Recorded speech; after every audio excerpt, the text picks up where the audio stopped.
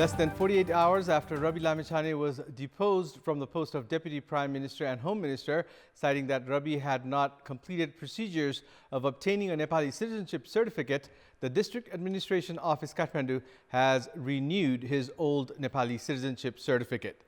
It has been learnt that efforts now underway to reinstate RSP Chair Lamichhane to his earlier position as a non-parliamentarian. Good evening, I'm Abhyuday Shrestha, and these are the headlines of the hour. Deposed Deputy Prime Minister and Home Minister Rabi Lamichhane's Nepali citizenship reinstated. Sources claim Rabi plans to retain his dual post as a non-parliamentarian. The House of Representatives remains without business, faces the constraint of dealing with over 24 stranded bills from the last parliament. The new Minister for Industry faces the challenge of minimizing trade deficit. Private sector complain that manufacturing-related industries not given priority. And Novak Djokovic clinches a record-extending 10th Australian Open and a record-equaling 22nd Grand Slam as he sees off Stefanos Tsitsipas in a one-sided final. Former Deputy Prime Minister and Home Minister Rabi Lamichhane has acquired his Nepali citizenship. After Lamichhane reached the District Administration Office Kathmandu today and completed all the required procedures as per Article 11 of the Citizenship Act, his previous Nepali citizenship was restored. After he presented the proof of renouncing his American citizenship and his certificate of Nepali citizenship, his previous citizenship was restored. Rabi had acquired his Nepali citizenship by descent almost 30 years ago. When Lamichhane reached the office of the District Administration Office Kathmandu earlier today, there was a thick presence of security personnel and cadres of Rashtriya Swatantra Party. The Supreme Court on Friday had termed him ineligible to hold the position of a member of the House of Representatives as he had not received a Nepali citizenship by following the required procedures. This had automatically terminated his post of Deputy Prime Minister and Home Minister. Lamichhane had acquired American citizenship in the year 2014. Lamichhane had renounced his American citizenship on 28 June 2018. After his citizenship was reinstated, Rabi Lamichhane immediately reached the party office in Basundhara, where a meeting restored his position of the party chairperson. The meeting has also decided to stake its claim for the position of the Home Minister. Meanwhile, sources have said that ruling party CPN-UML has exerted pressure to reinstate Rabi Lamichhane's position of Home Minister in the status of a non-parliamentarian. Lamichhane, however, is yet to receive a clean chit in the passport controversy as Nepal police are investigating the case. Analysts have said that it would be up to Prime Minister Pushpa Kamal Dahal to take the final call on including Lamichhane in the government as a non-lawmaker. Following his reinstatement to the position of the party chairperson, Rabi Lamichhane immediately called on Prime Minister Pushpa Kamal Dahal at his official residence in Balwatar. Prime Minister Dahal had already held a meeting with CPN-UML chair KP Sharma Oli. Lamichhane had reached Balwatar with the demand that he be reinstated to the post of the Home Minister. Balwatar sources have claimed that CPN-UML chair KP Sharma Oli also urged Prime Minister Dahal to reinstate Rashtriya Swatantra Party chairperson Rabi Lamichhane to his earlier occupied post of the Deputy Prime Minister and Home Minister. Last Friday, when Lamichhane had tendered his resignation to the Prime Minister, he had demanded that the positions of the Deputy Premier and Home Minister should stay with his party. Sources have said that Rashtriya Swatantra Party chair Lamichhane now plans to retain his dual post as a non-parliamentarian, contest and emerge victorious at the Chitwan by-election, and also reclaim his lawmaker post.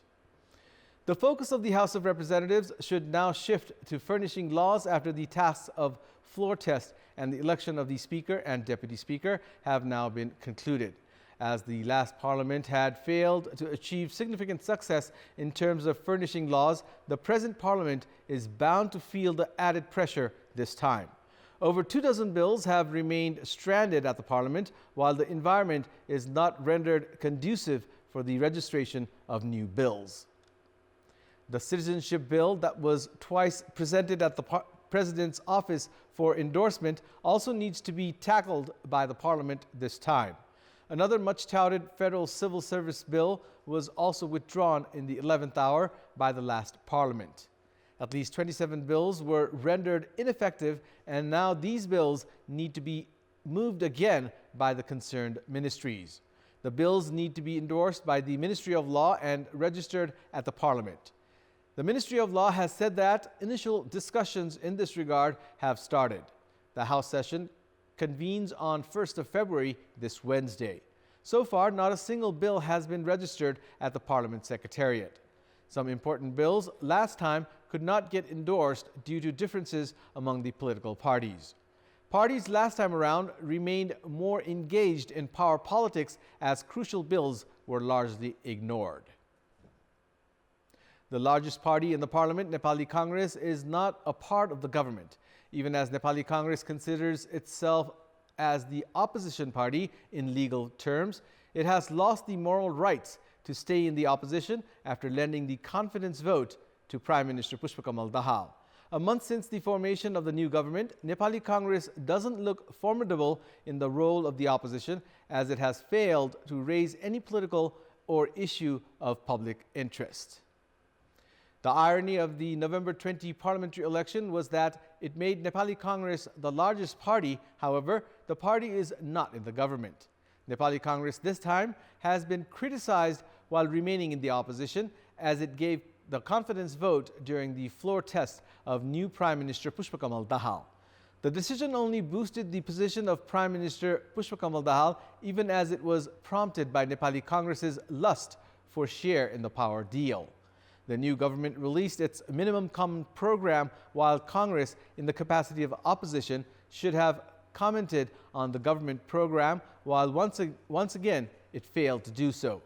There were 3 cases of suicide committed by businessperson, including the case of self-immolation by Ilam's Prem Prasad Acharya. However, Nepali Congress, that considers itself the torchbearer of socialist movement, did not utter a single word. Likewise, in the citizenship controversy of the deposed Home Minister and Deputy Prime Minister Rabi Lamichhane that eventually led to the scrapping of his positions, Nepali Congress preferred to remain silent. Nepali Congress does not have a weak past in the role of the opposition.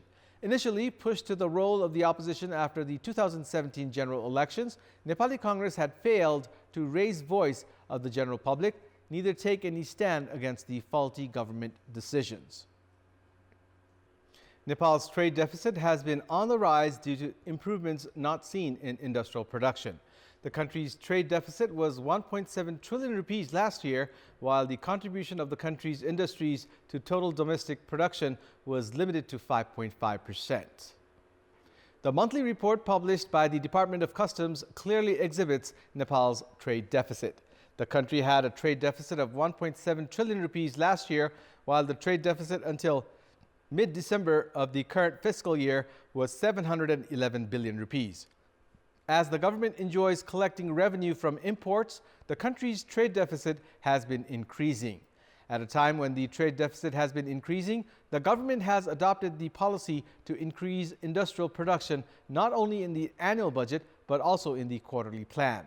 The government has introduced programs including the concept of one local level, one special production, maintaining the minimum foreign investment ceiling at 2 million rupees, accepting foreign investment up to 100 million rupees through automated system, and providing up to 8% grant in cash in exports. The government has announced of introducing 7 more industrial areas on top of the 10 industrial areas currently in operation. 105 industrial villages have also been announced, while the government has also introduced programs like operating 2 more special areas. Government programs have also been announced to promote national production and consumption. The industrial production cost has increased due to the rising price of land, transportation, among others, while the worldwide recession has also continuously lowered Nepal's buying capacity. This has also created the private sector to hesitate in investing in product-oriented industries. It's time now for our segment Public Pulse, where you text us with your opinion. Public Pulse. But before that, let's take a look at the results from yesterday's poll. Yesterday, we had asked you, what's your take on repeated instances where the government server has reported a snag? 46% voted for A, commission game, 43% voted for B, government irresponsibility, and 11% voted for C, technical glitch. And here's today's question. What could be the reason for the delay in providing justice to the victims of loan shark? Your options are A, legal complexities, B, government dilly-dallying, and C, apathetic towards poor. The voting is on. Type NEWS, select your option A, B, or C, and send it to 34001 to share your opinion with us. In our public voice segment, we have asked people in several provinces what they think of the trend of delaying works at government offices, citing computer and server problems.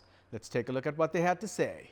Public voice. लाइनमा बस्यो आज भएन भोलि भन्छ पैसा खानको लागि हो कि लुपहरूलाई चाहिँ उनीहरूले एउटा खाने एउटा भाँडो बनाएको जस्तो लाग्छ काम नगर्ने मनसायले पनि अब कहिले के बहाना गर्छन् गर्न त काम नगर्ने प्रवृत्ति मात्र हो त मुख्य रूपले भन्दाखेरि सरकारको सक्षमता नै भन्नु पर्यो जनता प्रति लापरवाही हो यो बहाना देखाएर चाहिँ जनतालाई चाहिँ ढिला सुस्ती गर्ने टेक्नोलोजीमा कमजोरी भएर नै होला समयमै त्यसलाई अपडेट राख्नको लागि मर्मत सम्हारकै जरुरी छ कर्मचारीहरूले कमसल खालको सफ्टवेयर जडान गरेर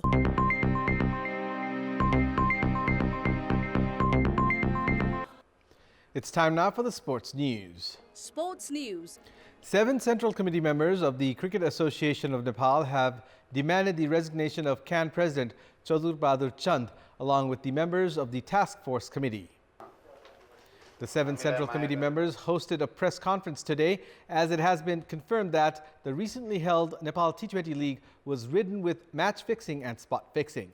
At the press conference, they demanded the resignation of CAN President Chand, citing that it was a blunder on the part of CAN leadership to strike a strategic and commercial partnership with the Indian company 7-3 Sports. They have demanded that CAN President Chand, Secretary Prasant Bikram Malla, Treasurer Roshan Bahadur Singh, and members duo Durgas Raj Pathak and Padam Khadga. CAN's Central Committee members Rishi Ram Gautam, Daud Ansari, Sanjay Raj Singh, Karan Mahara, Amit Bir Pandey, Chumbi Lama, and Dharmaraj Giri have demanded the resignation of CAN President Chand, among others. They have also raised doubt on the appointment of new coach Monty Desai, which they said had come without much study.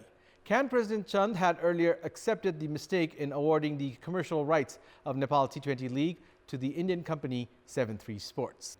And it's time now for the weather update.